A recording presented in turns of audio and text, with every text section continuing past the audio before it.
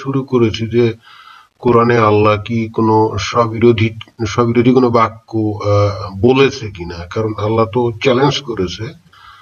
সবাই আমরা জানি যে যদি এই কোরআন আল্লাহ ছাড়া অন্য কারো কাছ থেকে আসতো তাহলে এর মধ্যে বহু বৈপরীত্য বা কন্ট্রাডিক্টরি বহু বক্তব্য দেখতে পেত। তো প্রথম পর্বে কিছু বলেছি, এখন আরো দুই একটা পয়েন্ট বলার জন্য রেডি হলাম। তো যাই হোক, আমরা মূল বক্তব্যে চলে আসি। তো এবার প্রথম পয়েন্টটা হচ্ছে যে আল্লাহ ছাড়া কি আর কোনো বিচারক আছে? আল্লাহ ছাড়া কি আর কোনো বিচারক আছে?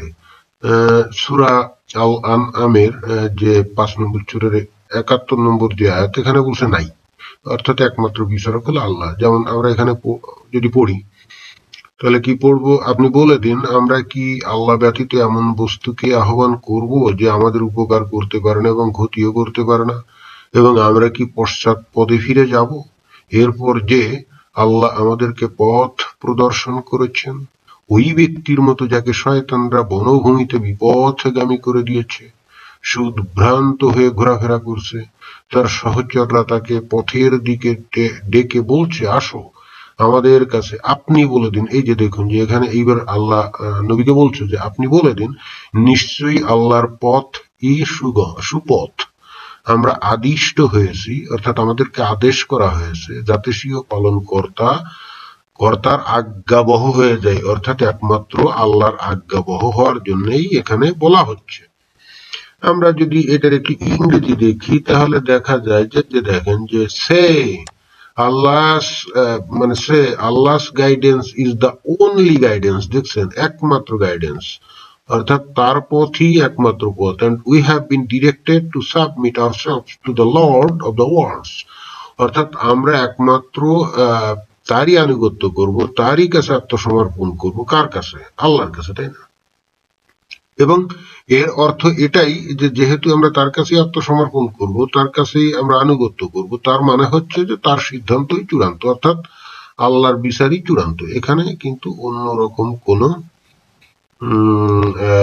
আর কেউ নেই, অর্থাৎ আল্লাহ ছাড়া এখানে চূড়ান্ত বিচারক আর কেউ নাই। কিন্তু আমরা অন্য আয়াত যদি দেখি, দেখা যায় যে না, আমরা যদি অন্য আয়াত দেখি দেখা যায় যে না, আল্লাহ ছাড়াও বিচারক আছে। যেমন সূরা নিসার যদি আমরা 59 নম্বর আয়াত পড়ি, এখানে কি বলছে? হে ইমানদারগণ, আল্লাহর নির্দেশ মান্য করো রসুলের। মানে আল্লাহর নির্দেশ মান্য করব, ঠিক আছে, কোরআনে আল্লাহ যে নির্দেশ দিবে সেটা আমরা মান্য করবো, ওকে, কিন্তু রসুলের নির্দেশও মান্য করতে হবে একই সাথে।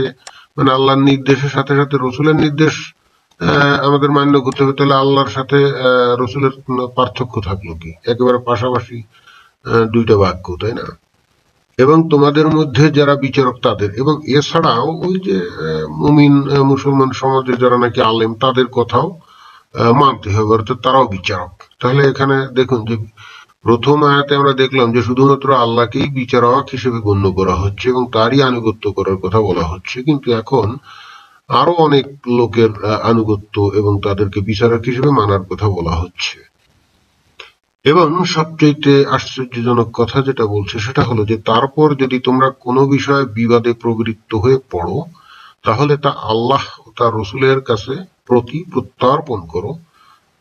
যদি তোমরা আল্লাহ ও কিয়ামত দিবসের উপর বিশ্বাসী হয়ে থাকো, অর্থাৎ যারা নাকি মুসলমান, তাদেরকে বলা হচ্ছে যদি তোমরা কোনো বিষয়ে বিবাদে অর্থাৎ মতবিরোধে জড়িয়ে পড়ো, যেমন ধরা যাক যে আমরা আলেমের কাছে গেলাম যে ঠিক আছে, কোরআন তো বলছে আলেমের কাছে যে তোমরা এই একটা সমস্যা, আমরা কিভাবে আসলে নামাজ পড়বো, বুকে হাত বাঁধবো নাকি কোমরে হাত বাঁধবো, নাকি জোরে সুবহানাল্লাহ পড়বো নাকি আস্তে সুবহানাল্লাহ পড়বো, নাকি জোরে আমিন বলবো নাকি আস্তে আমিন বলবো, ইত্যাদি ইত্যাদি। এক্ষেত্রে আমরা আলেমদের কাছে গেলাম এবং দেখা যায় যে বিভিন্ন আলেম বিভিন্ন কথা বললো, তার মানে এখানে একটা বিতর্ক তৈরি হয়ে গেল। তখন আমাদেরকে কি বলছে? তখন আমাদেরকে বলছে যে আল্লাহ তার রসুলের প্রতি প্রত্যর্পণ করো, অর্থাৎ তখন এই বিচারটা কার কাছে দিতে হবে? আল্লাহর কাছে। তা আল্লাহ তো আমাদের কাছে নাই, তাহলে আল্লাহ কিভাবে বিচার করবে? আল্লাহ নিশ্চয়ই এই সমস্ত বিষয়গুলো কোরআনের মধ্যে বলে দিয়েছে যে তোমরা এইটা করো, ওইটা করো, সেইটা করো, তাই না? নিশ্চয়ই আমরা তো সেটাই ধরে নেবো, তাই না? আর কি বলছে যে তার রসুলের প্রতি প্রত্যর্পণ করো, অর্থাৎ আল্লাহর কাছে এই বিষয়টা নিয়ে যেতে হবে আর তার রসুলের কাছে যেতে হবে। এখন আল্লাহ তো আমাদের সামনে নেই, তার কাছে তো আমরা যার আর কোনো ওয়ে নেই। আর রসুলও তো সেই 1400 বছর আগে কি মারা গেছে, তাহলে তার কাছেও তো যাওয়ার আমাদের কোনো উপায় নেই। এখন আমরা ওই যে বিষয় বিবাদে লিপ্ত হলাম, আমরা কোরআনে তার কোনো সমাধান পেলাম না, এবার আমরা রসুলের কাছে গেলাম, অর্থাৎ রসুলের যে হাদিস সেখানে আমরা গেলাম। তো সেখানে দেখা গেল যে ওই একই বিষয়ে উনি একবার বলছেন যে ঠিক আছে আমাদের ব্যাপারে, যেমন একবার বলছে যে ঠিক আছে তুমি বুকে হাত বাঁধো, আর একবার বলছে যে না তুমি নাভির নিচে হাত বাঁধো। দুই জায়গায় দুই রকম কথা। অথবা মনে করেন যে নামাজের সময় আমিন এক জায়গায় এক হাদিসে হয়তো বলছে যে জোরে পড়ো, মানে জোরে উচ্চারণ করো, আর এক জায়গায় বলছে আস্তে উচ্চারণ করো। তাহলে বিষয়টা হলো কি, তাহলে কি আসলে কোনো সিদ্ধান্তে যাওয়া যাবে? অর্থাৎ এখানে যদিও বলা হচ্ছে যে আল্লাহই হলো চূড়ান্ত বিচারক, সে তো আসলে বিচার করেই নাই, এবং বারবার বলছে যে তুমি রসুলকেও তুমি বিচারক হিসেবে তোমাকে মানতে হবে। তাহলে মানে ইসলামের কোনো ব্যাপারে চূড়ান্ত বিচারক তো আল্লাহ, এখানে রসুলকে কেন আমাদের বিচারক হিসেবে মানতে হবে? তো তাই যদি মানা হয় তাহলে আল্লাহর সাথে রসুলকে সমতুল্য গণ্য করা হলো না কেন? সেটা হবে এই কারণে যে রসুল এখানে বারবার বলতে পারে যে তোমরা আমার কথা বিশ্বাস করো, তোমরা আমার কথা বিশ্বাস করো। কেন এই কথা বলবে? কারণ কোরআন হচ্ছে আল্লাহর বাণী, এবং নবী যদি তার মানে তার যে সাহাবী আছে তাদেরকে যদি বলে যে আমার কথা বিশ্বাস করো, তার মানে সাহাবীরা তার কথা বিশ্বাস করলো। বিশ্বাস করার পর আল্লাহ সবকিছুর নির্দেশনা কোরআনে দিয়ে দিল, তাই না? তাহলে নবীকে বিশ্বাস করলেই তো ওই যে কোনো সমস্যার সমাধান তারা কোরআন থেকে পেয়ে যাওয়ার কথা। এখানে আল্লাহর সাথে একেবারে মানে পারস্পরিক যে বারবার বলা হচ্ছে যে বারবার মানে এখানে যে বলা হলো যে আল্লাহ তার রসুলের প্রতি প্রত্যর্পণ করো, তো তাই যদি হয় তাহলে আল্লাহর কাছে প্রত্যর্পণ করার যেহেতু আমাদের কোনো সুযোগ নাই, কারণ আল্লাহ তো আর আমাদের সাথে থাকে না, আর রসুলের কাছেও প্রত্যর্পণ করার সুযোগ নাই, কারণ হচ্ছে যে উনি তো মারা গেছেন। কিন্তু এখানে আর একটা জিনিস আপনাকে বুঝতে হবে, এখানে আল্লাহ এবং রসুলকে সমতুল্যই খালি জ্ঞান করছে না, একই সঙ্গে খেয়াল করুন, একই সঙ্গে রসুল আসলে মারা গেছে এইটা কিন্তু আসলে বোঝা যাচ্ছে না। তার মানে কোরআনের বাণী তো সার্বজনীন বাণী, এটা কিন্তু কিয়ামতের আগ পর্যন্ত চালু, তাই না? এখন এখানে আল্লাহ বলছে যে আমার কাছে প্রত্যর্পণ করো আর রসুলের কাছে প্রত্যর্পণ করো। এর মানে কি? এর মানে হচ্ছে যে আল্লাহ যেমন অমর, আমাদের রসুলও তেমনি অমর। এখানে কিন্তু সেটাই কিন্তু বুঝায়। এবং এই কারণেই কিন্তু অনেক ওই যে সুফি সাধকরা তারা কিন্তু বলে যে আমাদের নবী কিন্তু মারা যায়নি। কেন বলে জানেন? এই যে এখান থেকে বলে। এখন বাস্তবে কি উনি বেঁচে আছেন নাকি? আর যাই হোক, তাহলে এখানে আমরা যে কোনো বিষয় বিবাদে লিপ্ত হলে আমরা তো রসুলের কাছে আসলে এই সমাধান খুঁজতে আমরা যেতেই পারতেছি না। এবং এই বিষয়টা দেখুন আরো ইন্টারেস্টিং, আমরা যদি সূরা আশুরা আমরা যদি দেখি, যদি 26 নম্বর সূরার 108 দেখুন, যেখানে বলছে অর্থাৎ তোমরা আল্লাহকে ভয় করো ও আমার আনুগত্য করো। মানে আল্লাহকে ভয় করবো আর তোমার আনুগত্য করবো, মানে তুমি কি চরম বিচারক নাকি? তুমি কি পরম বিচারক? তোমার আনুগত্য করতে হবে, তার মানে কি আনুগত্য করবো তো আমি আল্লাহর? আমি তো কোনো মানুষ বা রসুলের আনুগত্য করবো না। রসুল আমাকে বলতে পারে যে এটাই আল্লাহর বাণী, এটা তোমরা অনুসরণ করো, এটারই আনুগত্য করে এই কথা বলবে, এবং আমরা রসুলকে বিশ্বাস করবো, এবং অতঃপর আমরা কোরআনের আল্লাহকে আমরা আনুগত্য করবো, এবং কোরআনে আল্লাহ যেভাবে বলে দিয়েছে আমরা সেভাবেই আমরা চলবো, তাই না? এখানে আল্লাহ নবী যদি বলে যে আল্লাহকে ভয় করার আমার আর আনুগত্য করো, তাহলে প্রকারান্তরে ওই যে আগে যে আয়াতটা ছিল সেখানে বলা হচ্ছে যে একমাত্র আল্লাহরই আমরা আনুগত্য করব, এবং আদেশ তারই আদেশ আমরা অনুসরণ করবো, তাই না? আর এখানে বলছে যে আমার আনুগত্য করো মানে কি? যে যার আমি আনুগত্য করবো আমি তো তার আদেশ আদেশ আমাকে মানতে হবে। যে এই জায়গায় যে আমি প্রথমে যে জায়গায় দেখিয়েছিলাম যে সূরা আল আনআমের, এই যে নিশ্চয়ই আল্লাহর পথে সুগম, আমরা আদিষ্ট হয়েছি যাতে স্বীয় পালন কর্তার আজ্ঞাবহ হয়ে যায়। এই যে আজ্ঞাবহ হয়ে যাওয়া মানে কি? আনুগত্য করো না। তো এখানে তো বলতেছে যে শুধুমাত্র আল্লাহর আনুগত্য করতে হবে, তাই তো? এখন কোরআনে এসে পরবর্তীতে এই যে নিসার 59 এই যে বললো যে এই যে মানে নির্দেশ মান্য করো রসুলের, তার মানে এখানে রসুলের অর্থাৎ মোহাম্মদের আনুগত্য করতে হবে। শুধু তাই না, এই যে সূরা আশুরার যে 108 দেখেন যে বলছে যে আমার আনুগত্য করো, মানে নবীর আনুগত্য করো, ওবে মি। তারপরে 110 ওই একই কথা, আমার আনুগত্য করো, তোমরা আল্লাহকে ভয় করো, আমার আনুগত্য করো। তারপর 126 বলছে অর্থাৎ তোমরা আল্লাহকে ভয় করো এবং আমার আনুগত্য করো। তারপরে 131, 144, 150, 163, 169 একই কথা। এখানে বলছে যে তোমরা আল্লাহকে ভয় করো, আমার আনুগত্য করো। কেন? আমাকে আল্লাহ তো কোরআনে একবার বলে দিল যে তোমরা শুধু আমার আনুগত্য করবা, তো আমরা আল্লাহর আনুগত্য করব, কারণ আল্লাহই চরম বিচারক। তাহলে নবী তুমি যদি বলো মানে তোমার আনুগত্য করতে, তাহলে এই বাক্যগুলো কিভাবে আল্লাহর হয়? কারণ আল্লাহ একবার বলছে যে তুমি আমার আনুগত্য করো, পরে সেই আল্লাহ কি বলতে পারে যে ওই রসুলের আনুগত্য করো বা বিচারকদের আনুগত্য করো? না, এই কথা বলতে পারে না। বলতে পারে যে তাদের উপদেশ শোনো, আনুগত্যের কথা বলতে পারেন। এখানে এখানে কিন্তু ভাষাগত একটা সমস্যা আছে। আমরা অবশ্যই রসুলের উপদেশ শুনবো, আমরা অবশ্যই আমরা যে আলেম আছে তাদের উপদেশ শুনবো, কিন্তু তাদের আনুগত্য তো আমরা করব না। এখন তাহলে বলতে হয়, মানে প্রশ্ন উঠতে পারে যে তাহলে কোনো বিষয়ে যদি আমরা মানে লিপ্ত হয়ে যাই বিবাদে, তাহলে তার সমাধান কি হবে? তাহলে তার বিচারক কি হবে? অবশ্যই বিচারক হবে আলেমরা। কিন্তু সেক্ষেত্রে কি হবে? সেক্ষেত্রে আলেমরা তো নিজেরা বিচার করবে না, সেক্ষেত্রে বিচারের ভার যাবে আল্লাহর কাছে। কেন? কারণ আল্লাহই তো ওই কোরআনের মধ্যে যে কোনো সমস্যার সমাধানের রাস্তা দিয়েছে। সুতরাং আলেমরা কি করবে? কোরআনের সেই সংশ্লিষ্ট আয়াত উল্লেখ করে বলবে যে আল্লাহ এখানে এই কথা বলেছে, এই সমস্যা হলে এইটা করতে হবে, অতএব এইটার উপর ভিত্তি করে তোমাদেরকে এই রায় দেয়া হচ্ছে। এখানে কিন্তু তারা নিজেরা রায় দিচ্ছে না, এখানে বুঝতে হবে এখানে রায়টা কিন্তু দিচ্ছে আল্লাহ। শুধুমাত্র আপনি আমি সাধারণ মানুষ, আমরা যারা কোরআন টোরআন তেমন পড়ি না, আলেমদের কাজ হলো আমরা এই ধরনের কোনো ঝামেলায় পড়লে, বিবাদে লিপ্ত হলে সংশ্লিষ্ট আয়াতটা যেহেতু সেগুলো তাদের নক্ষ দর্পণে, সেটা তারা খালি বের করে আমাদের দেখায় বলবে যে এই জায়গায় আল্লাহ এই নির্দেশ দিয়েছে, অর্থাৎ তোমরা সেইটা করবে, এটা বলতে পারে। এখানে তো তাদের আনুগত্য তো আমরা করব না। এখানে তো তাদের আনুগত্য করা মানে কি? তারা কি আল্লাহ নাকি? এখানে আনুগত্য তো আমরা করব একমাত্র আল্লাহর কাছে। সুতরাং একবার আল্লাহ বলছে যে আমার আনুগত্য করো, আবার বলছে নবীর আনুগত্য করো, আবার বলছে তোমাদের যে আলেম তাদের আনুগত্য করো। তো এটা তো আসলে মনে হচ্ছে যে আল্লাহ, এখন এই বাণীগুলো আসলে আল্লাহর কিনা এটা নিয়েই তো প্রশ্ন হয়। কারণ মনে হচ্ছে যে এটা পলিটিক্যাল কোনো কারণে বা নেতা হওয়ার কোনো আশায় বা হয়তো গোত্রের বা সমাজের নেতা হওয়ার জন্যই বারবার আসলে আল্লাহর নামে আসলে বলা হচ্ছে। তো এই বাক্যগুলো কি আসলে আল্লাহর হতে পারে? আল্লাহ যদি একবার বলে যে আমার আনুগত্য করো, তাহলে পরবর্তীতে সে কি আবার বলে যে তোমরা অমুকের আনুগত্য করো, তমুকের আনুগত্য করো? যদি সেই ধরনের বাক্য হয়, তাহলে তো সেই অমুকের আনুগত্য করো, তমুকের আনুগত্য করো, এই বাক্যগুলো কি করে আল্লাহর হতে পারে? এখানে তো তাহলে এটাই বোঝা যায় যে যারা নাকি এই কোরআনকে আল্লাহর বাণী হিসেবে মানুষের সামনে প্রচার করছে, বস্তুত এগুলো তাদের কথা, এবং তারাই আসলে এই আল্লাহর নামেই বাক্যগুলো দিয়ে তারা আসলে সমাজের নেতা হতে চায়, তারা সমাজের গোত্রের প্রধান হতে চায়। বিষয়টা তো আসলে এরকম মনে হচ্ছে যে এটা একটা পলিটিক্যাল উদ্দেশ্যে এই কথাগুলো বলা হচ্ছে।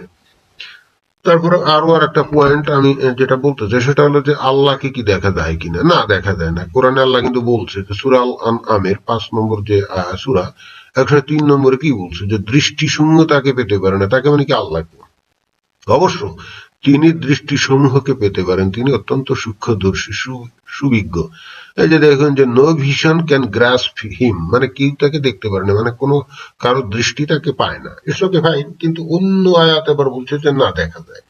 এই যে আমরা যে সূরা নাজমের যদি আমরা 15 নম্বর যে সূরা, এখানে যদি আমরা 4, 5, 6 এগুলো পড়ি, তাহলে দেখবো যে সেখানে আল্লাহকে দেখা যাচ্ছে। কিন্তু এই যে কোরআন ওহী যা প্রত্যাদেশ হয়, গুড। 5 নম্বরে বলছে তাকে শিক্ষাদান করে এক শক্তিশালী ফেরেশতা। দেখছেন এখানে এই যে শক্তিশালী ফেরেশতা না, এটা হলো ভুল অনুবাদ। দেখুন যে এটা একটা ভুল অনুবাদ। কারণ আপনি যদি ইউসুফ আলীর ইংরেজি অনুবাদ পড়েন, তাহলে দেখবেন যে he was taught by one mighty in power. দেখুন মাইটি ইন পাওয়ার, এখানে যে মাইটির যে এম, এটা ক্যাপিটাল লেটার, দেখছেন? পাওয়ার এটাও ক্যাপিটাল লেটার পি। তো একটা ফেরেশতা, এই ক্যাপিটাল লেটার পি মানে ক্যাপিটাল লেটার কোন কোন ক্ষেত্রে, কার ক্ষেত্রে ব্যবহার করা হয়? শুধুমাত্র সৃষ্টিকর্তা আল্লাহ বা ঈশ্বর তাদের ক্ষেত্রে ইউজ করা হয়। কোন ফেরেশতার ইয়েতে তো ক্যাপিটাল লেটার ইউজ করা হয় না, তাই না?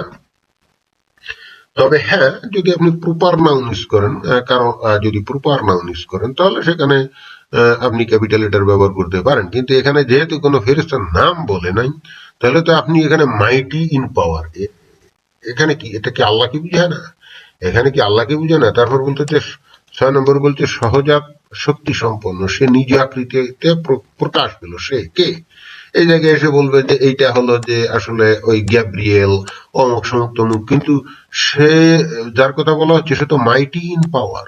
তো মাইটি ইন পাওয়ার, সে তো মানে যেহেতু ক্যাপিটাল লেটার দিয়ে এটা লেখা হচ্ছে, তাহলে সেটা তো ফিরিস্তা হতেই পারে না। ফিরিস্তাকে তো মানে ফিরিস্তা একটা কমন নেম, কমন নাউন, সেটাকে তো আপনি তো ক্যাপিটাল লেটার দিয়ে লিখতে পারেন না। যেমন আল্লাহর ক্ষেত্রে আপনি যদি প্রোনাউন মানে সর্বনাম যদি লেখেন হি, হিজ এরকম যদি লেখেন, যদি মাঝখানেও যদি লেখেন, তাহলে কিন্তু সেই হি মানে এইচটাকে আপনি ক্যাপিটাল লেটার দিয়ে লিখতে হয়, এইটাই বোঝানোর জন্য যে ওটা আসলে আল্লাহ, এভাবেই লিখতে হয়, তাই তো? এখানে আপনি মাইটি ক্যাপিটাল লেটার দিয়ে লিখছেন, আবার বাংলায় বলতেছেন এটা হলো শক্তিশালী ফিরিস্তা। এটা তো আসলে অনুবাদের কারসাজি, মানে যারা নাকি অনুবাদ করছে তারা আসলে এখানে কারসাজি করছে।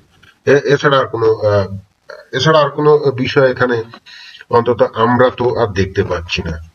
এখন এই বিষয়টা আমরা যদি দেখি, তাহলে আমরা একটু, এবং এখানে বলছে যে আল্লাহ প্রত্যাদেশ নিয়ে আসে, এবং আমরা যদি এই যে এই আয়াত নাহলের 16 নম্বর যে সূরা তার 102 নম্বর যে আয়াত, যেটা এটা যদি আমরা দেখি, দেখুন যে এখানে কি বলছে, এখানে বলছে কি যে এখানে ওই যে সূরা আন-নাজমে কি বলছে যে কোরআন ওহী যা প্রত্যাদেশ হয় তাকে শিক্ষাদান করে এক শক্তিশালী ফিরিস্তা। আসলে ফিরিস্তা তো না, এটা হলো মাইটি পাওয়ার, অর্থাৎ আল্লাহ নিজে স্বয়ং।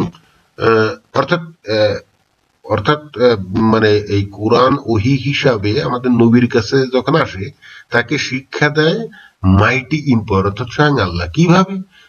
সেটা কিন্তু একেবারে সূরা নাহলের এই যে 102 নম্বর আয়াতে পরিষ্কার বলা আছে। এই যে দেখুন, আমি অবশ্যই এখানে কেটে নিয়ে আসি। এই যে দেখুন, এখানে বলছে যে holy inspiration has brought it down from thy sustainer by stage. এলোমেলো করে ফেলছে, মানে একটু বেশি ব্যাখ্যা করছে এটা। আমি জানি না এরকম মানে ব্যাখ্যা করে সে কি বুঝাতে চাইলো। যাই হোক, আমরা এখানে ইকতালের অনুবাদে চলে যাই। Say the Holy Spirit have delivered it from thy Lord with the truth. Holy Spirit, দেখছেন এখানে এই ক্যাপিটাল এইচ দেয় নাই, কিন্তু হোলি আবার স্পিরিটের ক্ষেত্রে বড় এস দিয়েছে। তাহলে হোলি স্পিরিট তো এখানে ইট ফ্রম দাই লর্ড, অর্থাৎ আল্লাহর কাছ থেকে হোলি স্পিরিট নিয়ে এসে। হোলি স্পিরিট নিজেই তো আল্লাহ, অর্থাৎ পবিত্র আত্মা, সে নিজেই তো আল্লাহ। এবং কেন আল্লাহ এখানে সে হয়তো এলোমেলো মানে করছে, মানে সঠিক অক্ষরটা লেখেনি। আমরা যদি ইউসুফ আলীর অনুবাদে যাই, দেখুন যে এখানে বলছে যে say the Holy Spirit has brought the revelation from thy Lord in truth. দেখছেন এখানে বলছে যে হোলি স্পিরিট আল্লাহর কাছ থেকে বাণী নিয়ে আসে। কিন্তু মুশকিলটা হচ্ছে যে হোলি স্পিরিটটা তো ফেরেশতা না, ফেরেশতা তো হোলি স্পিরিট না। ফেরেশতার যে আরবি সেটা মালাকা, হ্যাঁ, অথবা আপনি ফিরিস্তাও বলতে পারেন। কিন্তু এখানে তো আরবি যে অক্ষরটা আছে, আরবি যে শব্দটা আছে, সেটা তো আপনার আছে রুহু। তো রুহু তো ফিরিস্তা না। আপনি পরে নানা কায়দা তেনা পেঁচা করে আপনি যদি বলেন যে রুহু মানে হলো ফেরেশতা, তাহলে তো আমরাও ফেরেশতা, কারণ আমাদের মধ্যে রুহু আছে না। আপনার মধ্যেও রুহু আছে, আমার মধ্যেও রুহু আছে। তারপরে এই যে উটকো নাস্তিক যেগুলা, তথাকথিত মুক্তমনা কাফের, নাসারা, ইহুদি, এর সবগুলোর মধ্যেই তো রুহু আছে। মানে রুহু মানে কি, আমাদের যে আত্মা, সেটাই তো রুহু, তাই না? তাহলে আমরাও ফেরেশতা, বিষয়টা তাই দাঁড়ায় না? কিন্তু কথা হচ্ছে যে এখানে বলা হচ্ছে হোলি স্পিরিট। এইটাকে এখন তেনা পেঁচিয়ে আপনি যদি বলেন যে এটা হলো জিবরাইল ফিরিস্তা, কোনোভাবেই সেটা হবে না। তাহলে এই জায়গায় ক্লিয়ার কাট মালাকাত বলতো, অথবা জিবরিল বলতো, তাহলে ক্লিয়ার কাট হয়ে যেত।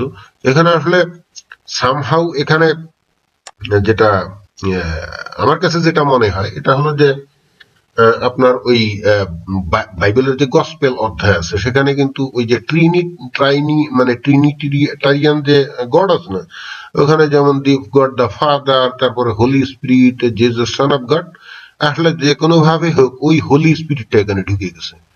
যে কোনো কারণেই হোক হোলি স্পিরিটটা এখানে ঢুকে গেছে। কারণ হচ্ছে যে এখানে আমরা কিন্তু এটাই বিশ্বাস করি যে যিশুর যে কথাবার্তা ওগুলো কিন্তু কমপ্লিটলি আল্লাহরই মানে সৃষ্টিকর্তার ঈশ্বরেরই কথাবার্তা, মানে উনি যে কথাই বলতেন সেটাই কিন্তু ঈশ্বরের বাণী, এটাই কিন্তু।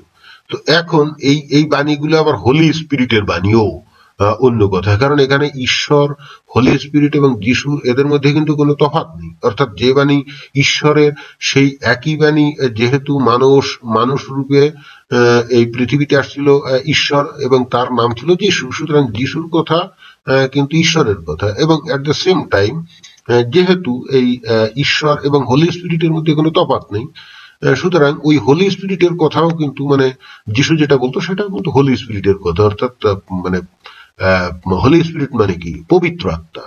যেহেতু ওদের মধ্যে মানে যে কথাই যিশু বলতো সেটাই কিন্তু ঈশ্বরের বাণী, সেটাই কিন্তু আপনার ওই যে হোলি স্পিরিটের বাণী ছিল। তো সেই যে কোনো ভাবে হোক, ইসলাম যদিও এই ট্রিনিটারিয়ান গডের ধারণাকে নস্যাৎ করে দিয়েছে, এই পবিত্র আত্মার ধারণাটা নস্যাৎ করে দিয়েছে, কিন্তু সামহাও কোরআন যারা রচনা করেছে তারা ইনডিরেক্টলি মানে প্রভাবান্বিত হয়ে সম্ভবত এই শব্দগুলো বসিয়ে ফেলছে। এবং এটার কারণ এটাও হতে পারে যে তারা এই সমস্ত বাক্যটাক্য বলে তারা বস্তুত খ্রিস্টানদেরকে আকৃষ্ট করতে চেয়েছিল, এবং তারা এটাই বুঝাতে চেয়েছিল যে দেখো তোমাদের পবিত্র আত্মার ধারণা আমরা গ্রহণ করলাম, মানে তোমরা ইসলাম গ্রহণ করো। এই যে দেখুন যে খালি এক জায়গায় বলছে নাকি, ওই যে আপনার এই আয়াতটা কোনটা? এটা হলো যে 16, অর্থাৎ সূরা নাহলের 102 নম্বর আয়াত, তাই না? এই যে দেখুন শাকির ওই একই কথা বলছে যে নাহলের 102 নম্বর আয়াতে এই যে বলছে যে সে দি হোলি স্পিরিট, দেখছেন, Holy Spirit has revealed it from your Lord.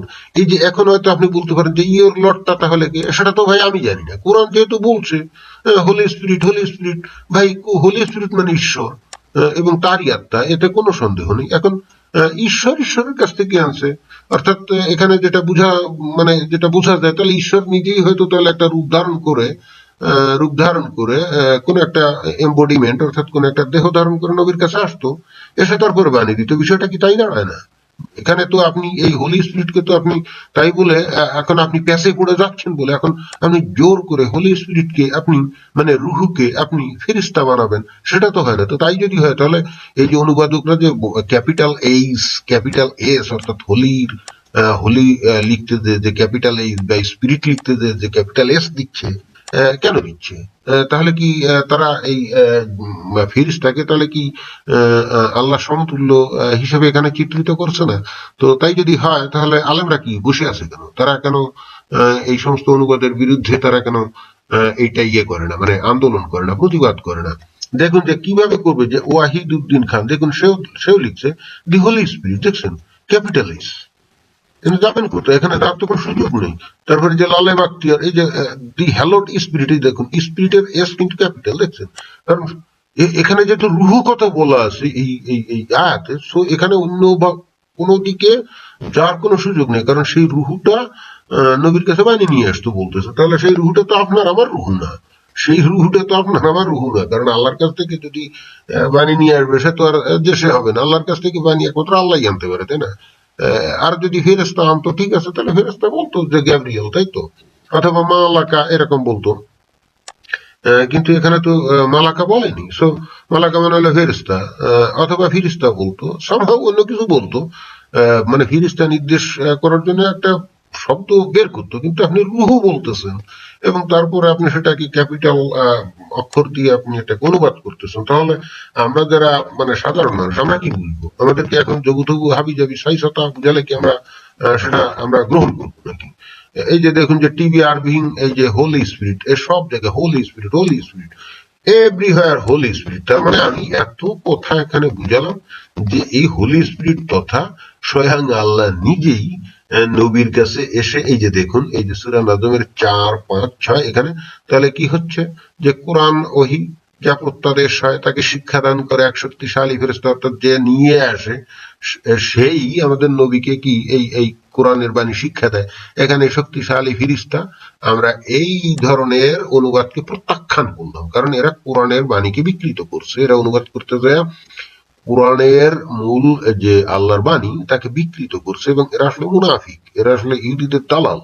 এরা কোরআনের বাণীকে বিকৃত করে বস্তুত মুসলমানদেরকে বিপথে নিতে চায়। এরা বস্তুত আমার মনে হয় যে ইহুদি নেসারা কাফেরদের কাছ থেকে টাকা পয়সা খেয়ে অত্যন্ত সুকৌশলে অত্যন্ত কায়দা করে তারা মুসলমানদেরকে আসলে বিচ্যুত করতে চায়। কারণ তারা যখন এসে দেখবে যে এখানে এই যে শক্তিশালী ফিরিস্তা লেখা আছে কিন্তু বস্তুত আসলে তা না, তখন তারা চিন্তা করবে আরে এতদিন যে আমরা জানতাম এটা তো ঠিক না। তারপরে এই যাই হোক এখানে এই যে মাইটি ইন পাওয়ার যে নাকি নবীকে শিক্ষা দিত ওই আল্লাহর সেই যে দেখুন যে সে নিজ আকৃতিতে প্রকাশ পেল কার কাছে? নবীর কাছে। তাহলে নবী কি তাকে দেখলো না? আল্লাহকে দেখলো না? অথচ তার আগের আয়াতে বলছে যে সূরা আল আনআমের 103 নম্বর আয়াতে বলছে যে দৃষ্টিসঙ্গ তাকে পেতে পারে না, মানে কি তাকে দেখতে পারে না, রাইট? আবার সূরা নাজমে বলছে যে হ্যাঁ এই আল্লাহই স্বয়ং পবিত্র আত্মারূপে একটা পবিত্র আত্মারূপে নবীর কাছে আসতো, একটা দেহ ধারণ করত এবং তারপরে নবীকে ওই তার নিজের বাণী শিখাতো। এখানে গ্যাব্রিয়েল বা জিব্রাইল ফিরিস্তা বলে এখানে কিন্তু পার পাওয়ার কোনো সুযোগ নেই। যতদিন আমরা এগুলো পড়ি নাই, এই অনুবাদ গুলো এত সহজলভ্য ছিল না, ততদিন আপনারা আমাদেরকে বুঝিয়েছেন, আমরা অত গভীরে যাইনি, আমরা বুঝে গেছি। কিন্তু যখন অনুবাদ সহজলভ্য হয়ে গেছে, এমনকি আরবি কোন শব্দ আমি যদি আরবি না জানি তার আসলে কি অর্থ সেটাও যখন টেকনোলজির কল্যাণে আমরা এখন জেনে গেছি বা জেনে যাই, এখন তো ধুন ফুন বুঝায় কোনো লাভ নাই। সুতরাং আমি এখন যেটা বলতে চাচ্ছি যে আগেই বলেছিলাম যে কোরআনে আমরা দেখছি যে আল্লাহ চ্যালেঞ্জ করছে যে যদি স্ববিরোধী কোনো কিছু দেখো তাহলে বুঝবে যে এটা আল্লাহর বাণী না। আমরা কিন্তু প্রকৃত পক্ষে এখন কিন্তু একটা বিভ্রান্তির মধ্যে পড়ে গেলাম। কারণ বারবার ওই যে আগে কোরআনে বলছে যে আল্লাহকে ভয় করো আর আমাকে আমার আনুগত্য করো, আমার আনুগত্য করো। তো এই যে আমার আনুগত্য করো, তাহলে এটা কি কার আনুগত্য? মানে নবীর আনুগত্য। তাহলে এটা আসলে কার বাণী? আপনারা একটু চিন্তা করুন। বারবার বলছে আমার আনুগত্য করো, এটা তো আল্লাহর আনুগত্য করার কথা বলছে না। আপনারা যদি ভালো করে দেখেন এই যে বারবার বলছে আমার আনুগত্য করো, আমার আনুগত্য করো, এটা আল্লাহর বাণী হলে সে কিভাবে বলে আল্লাহর তোমরা আল্লাহকে ভয় করো আর আমার আনুগত্য করো? এখন এটা কি আমার বলতে কি আল্লাহ বুঝাচ্ছে? বিচারের ভার আপনাদের কাছে ছেড়ে দিলাম যে আসলেই কোরআনের স্ববিরোধী বক্তব্য আছে কি না। ধন্যবাদ সবাইকে।